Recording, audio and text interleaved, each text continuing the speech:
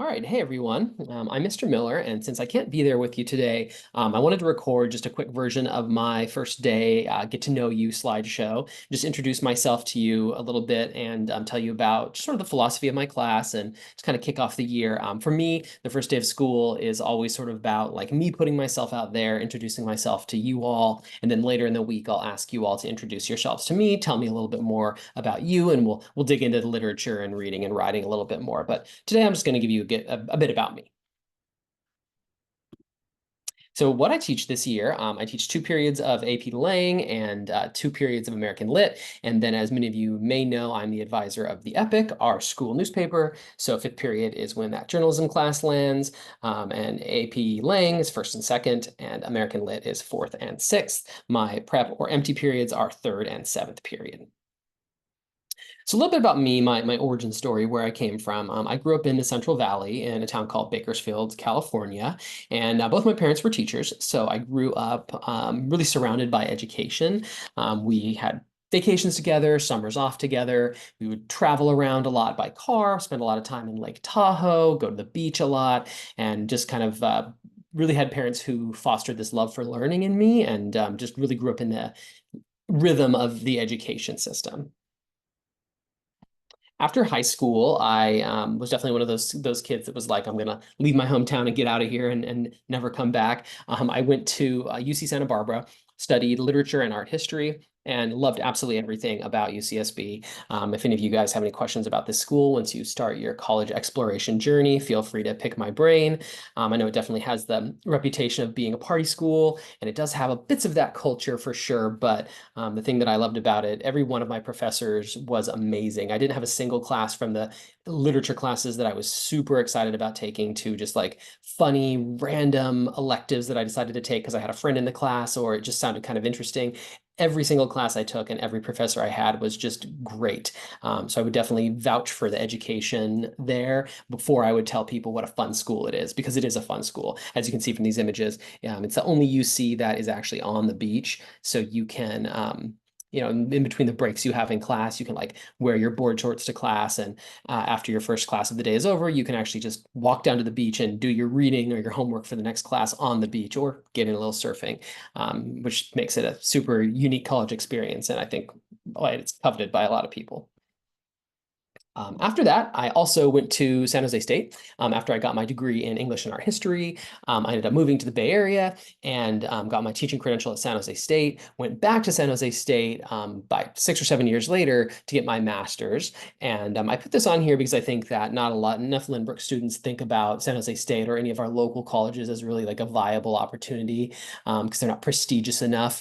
But San Jose State is really a beautiful campus and has one of the best libraries in the state. There on the right, the Martin Luther King Jr. Library, and it's a great school. So I would recommend it. I went there for 2 different terms and appreciated everything that I got out of it when I did that. So my teaching journey, I already mentioned a little bit of it. Both my parents are teachers. I had really great English teachers in high school and not really great math teachers. My math teachers were kind of apathetic, not super excited about teaching their subject matter. And because of that, I felt like I wasn't very good at it because they weren't putting very much passion into making me feel like I could do it. And my English teachers were the opposite of that. They were really passionate, really excited all the time, just loved their content, wanted me to love it too. And because of that, they made me feel like I was good at it. And that was sort of, I could feel this thing happening when I was in high school, where because I had teachers who were passionate about certain subject matters, I could feel myself appreciating those and getting good at them. So part of me wanting to become a teacher was wanting to continue that. So that hopefully I could be one of those passionate teachers that you all would have to help you appreciate or at least feel like you can do it when it comes to reading and literature. I considered going to journalism. I was a member of my high school newspaper. But this was the time where journalism was starting to go into this major transition to online journalism. And so it was kind of scary, and people didn't really know if there would be jobs in journalism in the future. So I decided to go a little bit of a safer route and go into education. I moved to San Jose in 2017. This is my 18th year teaching and my 16th year at Lynbrook. I taught a couple schools around San Jose. I taught on the east side for a couple of years before eventually landing at Lynbrook. This is my family. I have a 6-year-old son named Aiden, and I'm married to Mrs. Miller, who also teaches here at Lynbrook. She teaches culinary arts and special education down the hall in the 600 wing. If any of you have her classes, you'll recognize her, or maybe you will in a few periods. And we'd love to go to Disneyland and go to Hawaii every summer and just have a lot of adventures together. Obviously, I love to read, one of the reasons I became an English teacher, but I love to read all kinds of literature. Obviously, I love the classics. You can see a couple of my favorites down there in the lower left-hand corner, To Kill a Mockingbird, The Great Gatsby, The Things They Carry. Two of those books we'll read this year that I never get tired of teaching. I love reading new fiction. I love sci-fi and fantasy. That's what I go to for fun, for a little bit of a relaxation before bed. But I've tried to push myself into reading more and more nonfiction over the last probably 5 to 6 years. This is the upper right-hand corner is a nonfiction book that I read this summer. That Brandon Sanderson book is some sci-fi fantasy blend that I read this summer. And then Lunar New Year Love Story is a graphic novel. Been trying to get a Jean Luen Yang is an amazing graphic novel author. If you're in my American Lit class, we'll read one of his books, American Born Chinese, later this year. My hobbies include hiking and running, going to concerts. I'm actually going to be going to two this week, one on Wednesday and one on Saturday. And I play video games in my spare time when I have time, when I'm not chasing my 6-year-old around. And I love discovering new food. There's a couple of my favorites there, like the Japanese egg salad sandwich. And I just love good storytelling, whether that's a book, a movie, a TV show. I love something that just kind of shows me something I haven't seen before. I also, just kind of a fun fact slide, I love Star Wars and I love Legos. The over here on the right-hand side are the last 2 Lego sets that I built. This Star Wars, this Starfighter from the Ahsoka series. My son got this for his birthday, so I helped him build this over the last couple days. And then this is one of the 3-in-1 creator sets that is an owl. And yeah, just love everything Star Wars, love everything Legos. I also love to travel. All these pictures are my travels before I had a kid. So we haven't taken him traveling internationally yet, but I can't wait until he's old enough to do that. A couple of my favorite places to travel are Japan and Ireland and Scotland. A bunch of these pictures are Ireland, Scotland, or Japan. This is one here of me at the Coliseum right after I graduated college. This, I believe, is actually in Iceland. It's like the biggest sword that I've ever seen. This is in Scotland with the bridge that they shot the Hogwarts Express scenes in all the Harry Potter movies. This is another one in Scotland, and then a couple of my trips to Japan here in the top. So my teaching philosophy, I truly believe that English, writing, literature, is a subject you can really succeed at if you work hard and keep an open mind. What I love about teaching literature is, yes, it builds on what you learned the year before, but you're never like at a complete standstill. If you had a bad year, you can sort of start with a fresh start. You can turn over a new leaf the following year and say, yeah, no, I didn't really love my teacher last year or the books that we read, but I'm going to give it another go. And you never know.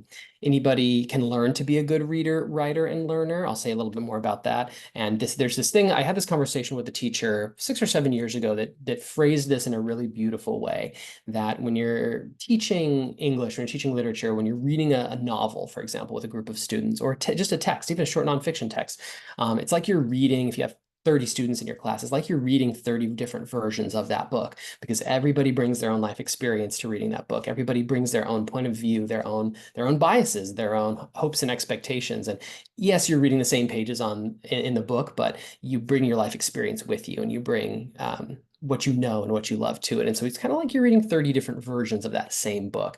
And that's a really cool, kind of powerful thing. So keep that in mind as we read together. So the next slide is going to tell you about this idea of effective effort. And this is kind of what I wanted you to think about in terms of just starting off on the right foot this year. This idea of effective effort, you're going to hear me use this year actually in grading. This is going to be in place of the common term participation, right? Raising your hand in class, volunteering, sharing your work, participating in Socratic seminars, being a kind and thoughtful member of a group. That's the whole participation component of education that you're probably pretty used to by this point. But you're going to hear me call it effective effort because it's more than just that. It's more than just raising your hand every day. It's more than just being, a decent person when you're in a group. Though all of that is included in this, it includes all these things as well. It includes commitment, being resilient, not giving up, committing to do that. Time, being honest with how much time something is going to take you and committing to put in that time to do your best work. Avoiding multitasking. Most human beings kind of convince themselves that they're really good at multitasking, myself included, but most of us actually aren't. And so we try to do like 3 different things at once. We've got a phone game running on our phone next to us. We've got our device open. Maybe we're watching TV at the same time. And when we do that, our attention is divided and none of those things is getting 100%. And so if you're trying to do that when you're trying to read a challenging article or a challenging piece of literature and your attention is divided in 3 other directions as well, you're just not really putting in the right amount of effort to that one thing. So try to focus, try to like hone in on what you're doing and be honest about the fact that multitasking is not really the best way to tackle a challenging task. Strategies, find what works for you. And again, be honest with that, ask for help when you need it, be resourceful, learn where to find help, and don't be afraid to say that you need help, and use feedback. This is the age-old story of when your teacher writes feedback on your essay, they spend the time to write all over that essay and give you feedback and make edits. Don't just flip to the rubric and look at the grade and say, oh, I got a B, and then toss it in the recycle bin on your way out. That is not using feedback. That is just focusing on the grade, which you'll see a little bit more about in my green sheet, but really try to be in it for the learning, not for the grade. All right, so I'm going to try to do this from remotely when I'm not there with you. Normally, I'd walk you around the classroom at this point. I'd go around and point at things, but I'm going to try to do it. So no matter, regardless of where you're sitting in the classroom, start by looking over at the door that you use to enter the classroom. And to the left of the door, you'll see a couple things. First of all, you'll see the trash can and the 2 recycle bins. One thing I want to stress, really important at the beginning of the year, make sure that you are respectfully using those recycle bins. If it says paper, make sure you're only putting paper in there. If it says cans and bottles, make sure you're only putting cans and bottles in there, because a lot of the recycling, but we have support from students who empty those recycle bins and support our green initiatives on campus. And so if you're throwing a half-eaten bag of Cheetos with hot sauce spilled in it into the paper recycling bin, it might be another student who has to come and empty that out and get that all over their hands. Quite honestly, it'll probably be me, because I will look through that at the end of the day, and I will do that so that the students don't have to do it. It's not some person that comes in, it's not some faceless individual or custodian that comes in and cleans that. So be thoughtful about what you're putting in there. And if it's not recycling, please put it in the trash. Up above the trash area, you'll see a little clipboard hanging. That is a tardy sign-in sheet. You don't need to sign in and out to go to the bathroom. You do need to take the pass and ask my permission. Let me know that's where you're going. We'll go over that more later, but that's just the tardy sign-in sheet. So if you show up and you're tardy, chances are I've already taken attendance and maybe I'm standing on the other side of the room. We're already in an activity. I'm, crouched down next to a group talking to them about something. And if you come in and you're tardy and I don't see you, I might never mark that you're here. And so that's really just to have a record of, oh yeah, I showed up late. I'm signing in. I'm letting you know that I was here. It's not punitive. It's just let me know that you got here.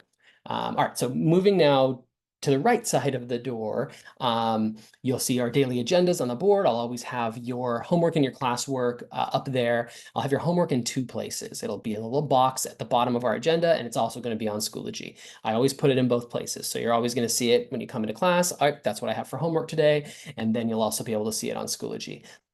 If I ever forget, if it's ever not on Schoology, it's probably because I just forgot to hit that publish button. Shoot me an email, let me know, and I can do that for you. But it'll always be in 2 places.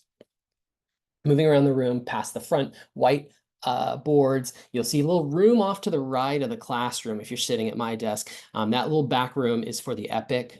That's where they run their web program. That's only accessible to EPIC students, so don't worry about that room.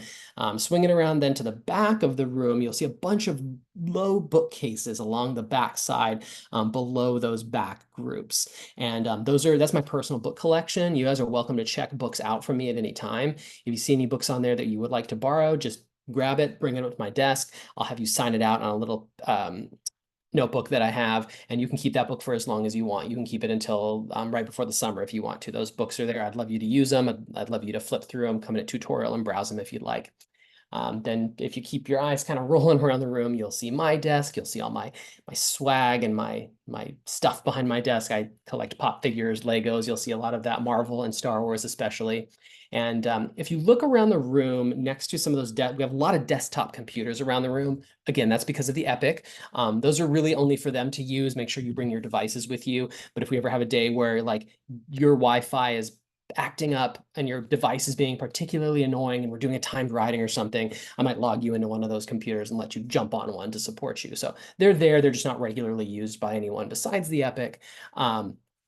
You'll see little cups around the room with pens and pencils in them. Those are for anybody to use. Any of those cups of pens or pencils that you see next to those desktop computers, that's sort of like those we'll find a penny, keep a penny cups that you might see at a gas station sometimes, or like if you get a penny and you don't want it, you just throw it in there. Same thing with that. If I ever find a pen or a pencil on the ground or left on a desk, I'll just put it in one of those cups. And if you ever come in and your pencil breaks or you don't have a pen, your pen runs out of ink and we're doing a handwritten something, you can just walk over and help yourself to one of those pens. You can keep it. You don't even have to ask. That's kind of, leave a pen, take a pen, and they'll be there. All right. I think that's everything in terms of the room tour. If I think of anything else, I'll show you when I'm there in person. I'm going to click you over to one more. This is the video you'll be watching on your own. That's something you'll be looking on your own as well. That's something from my Amlit class. I want to talk to you about this. Statement of the use of AI. First day, I know it's kind of heavy, but I think it's important that this is something you hear on the first day. I'm going to read this to you, and this is really, I think, the philosophy behind the policy. You're going to hear from me a lot, that there is no AI to be used on any assignment that we complete in this class. So starting over here on the left side with this blue box, in this class, your job is to grow into a better reader and writer. In order to do your job, you must read and write a lot. My job is to provide feedback to help you grow in your abilities. In order to do my job, I need to read your writing. I need to know your voice. With this established, hopefully that's something you agree with, AI-generated or enhanced writing is not permitted. Any use of AI will result in a score of 0% on the assignment, and there will be no exceptions. So if this is something that we have to address between you as an individual and me, here's the process and what that looks like. I'm going to have you do every major writing assignment on a Google Doc that I have access to, assignments that we type. If you're in my AP Lane class, we'll do a lot of handwritten stuff, so this won't really apply to that. If your writing is flagged by AI detectors, or I notice something that doesn't sound like you, then I will investigate. I have several methods of doing that. We'll have a conversation about it. I'll explain to you what I found and what my concerns are. I'll determine whether you have abused this technology and determine next steps. Your parents will be informed, and I'll file an academic infraction with administration, and we'll move on, working forward positively, but I won't forget. I will keep that in mind when reading your writing in the future. All right, and I think that is about it. So you can please refer to Schoology for what your next steps for the period are. I'll definitely address any other sort of get to know you type things and anything I forgot to mention today as we see each other later this week. But thanks for listening to my brief introduction, and I will see you soon.